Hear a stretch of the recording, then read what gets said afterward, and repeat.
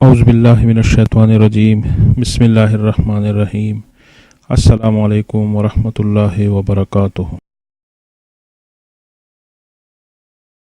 آج کا درس ہمارا ہوگا سورہ کی ترتیب اور آیات کے بارے میں، قرآن مجید کی جمع کے بارے میں، کس طرح جمع کیا گیا، اور سورہ اور آیات کے ربط کے بارے میں۔ سورہ کی ترتیب محمد صلی اللہ علیہ وآلہ وسلم نے دیا۔ آپ صلی اللہ علیہ وسلم کاتب القرآن کو فرماتے یہ آیات لا جگہ لگائے، اس میں 3 قول ہے۔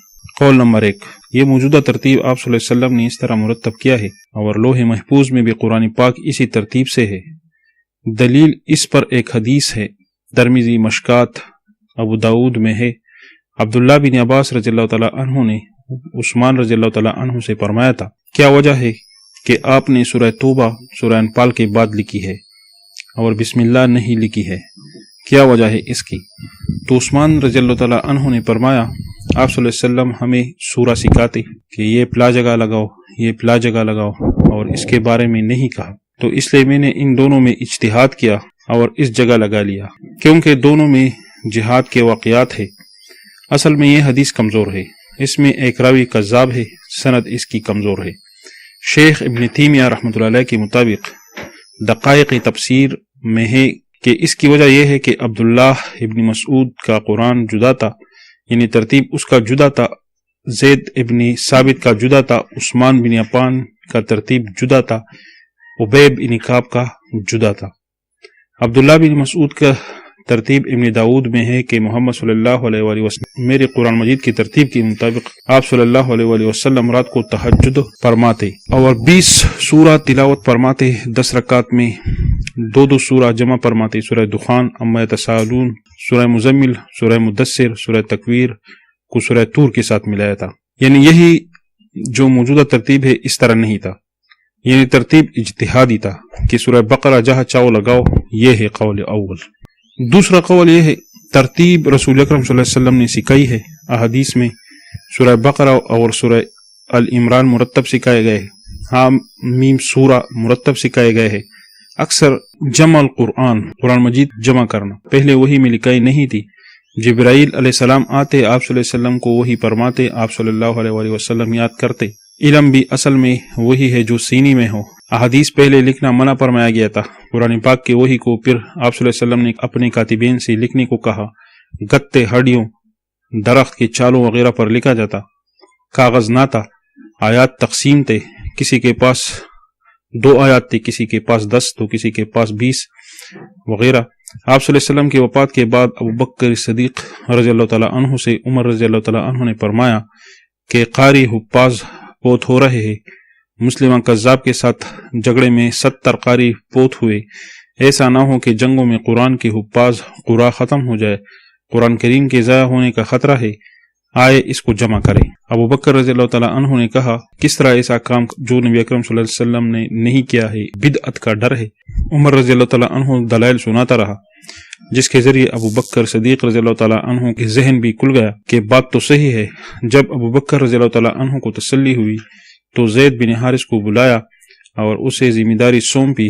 زید نے کہا، ایسا بوجھ مجھ پہ ڈال دیا گیا، اگر پہاڑ ڈال دیتے تو اس کے مقابلے میں ہلکا ہوتا۔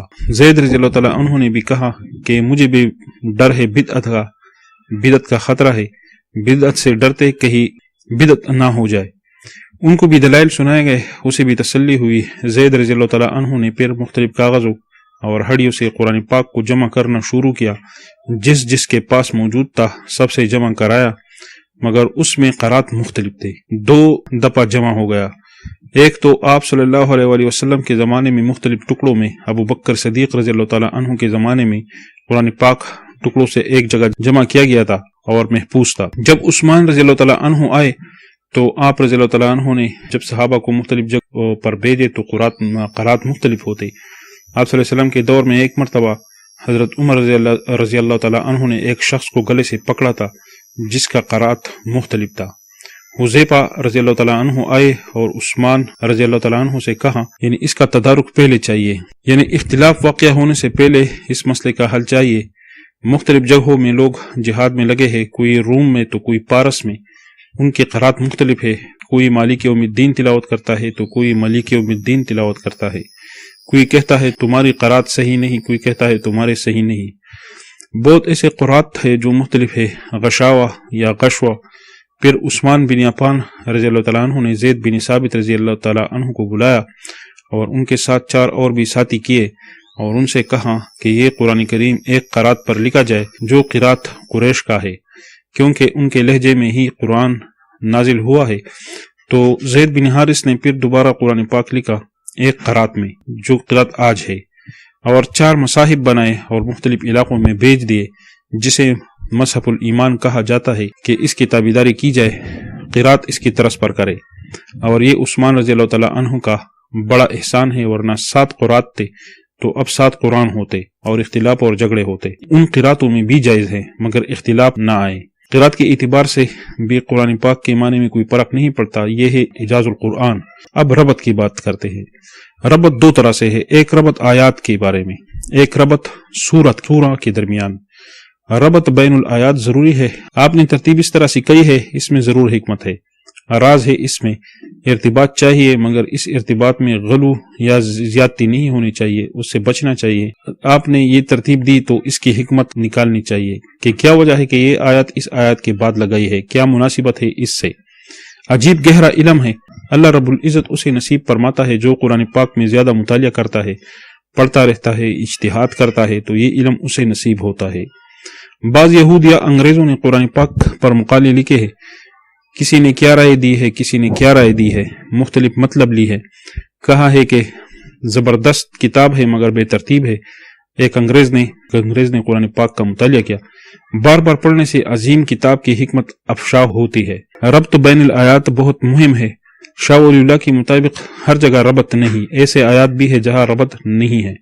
نظم الدرر میں بہت تکلف ہے۔ تفسیر الرحمن کا دعویٰ ہے کہ یہ حضرت خضر علیہ السلام سے سیکھا ہے، اس نے ساری قرآن آیات کو پھرویا ہے، یعنی ایک دوسرے سے ربط میں جوڑ دیا ہے، بسم اللہ سے لے کر والناس تک ایک ساتھ جوڑ دیا ہے، مگر اس میں ایسے الفاظ ہیں جو مناسبت نہیں رکھتے، وہ اپنے ذہن سے بنائے ہیں، یہ تکلف ہے۔ اب جو ربط بین السور ہے، یعنی سورتوں کے درمیان جو ربط ہے، عام مفسرین بیان نہیں کرتے کہ اس کا اظہار اتنا ضروری نہیں ہے، کیونکہ یہ ترتیب آپ صلی اللہ علیہ وآلہ وسلم نے نہیں دی ہے، چونکہ صحابہ نے دی ہے، تو یہ ربط بیان کرنا اتنا ضروری نہیں، اس میں بے تکلفات سے بچنا چاہیے۔ شان نزول آیات کے سیاق و سباق پر سوچنے سے یہ معلوم کی جا سکتی ہے آسانی کے ساتھ، تو بین الآیات اہم ہے ربط بین السورہ سے۔ تو آج کا درس اس دعا پر ختم کرتے ہیں۔ رب کریم ہمیں اپنا وصل نصیب فرما، اے اللہ ہم اپنے جھوٹے زبانوں سے کتنے بڑی نعمت مانگتے ہیں، ہم پر مہربانی فرما، ہمیں اپنا وصل نصیب فرما۔ رب کریم ہمیں تقوی و پرہیزگاری والی زندگی نصیب فرما، ہمیں نفاق سے بری فرما۔